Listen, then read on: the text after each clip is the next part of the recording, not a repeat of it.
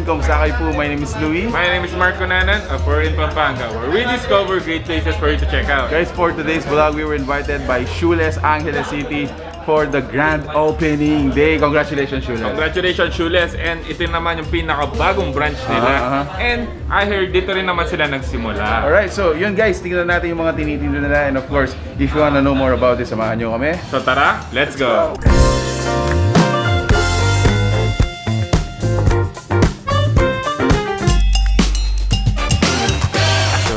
Dito sa may shoeless, so meron tayong mga jackets, meron tayong mga shoes, syempre meron tayong mga pambabae, mga crop top, dress, syempre meron din tayong mga streetwear, mga caps, yan, meron din tayo dito, jersey, syempre.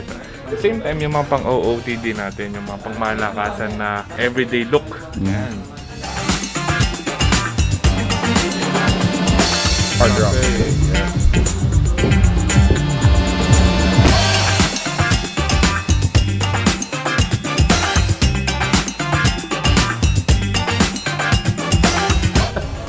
Sa tingin mo din? Oh.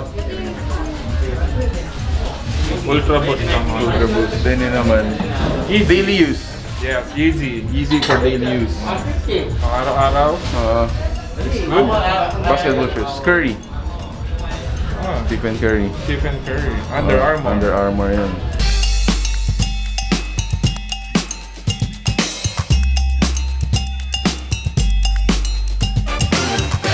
Kind of caps.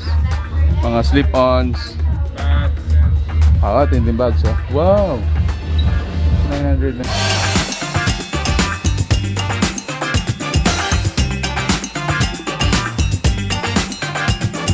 Wow, that was a blast. Congratulations, Shoeless Angeles City for grand opening.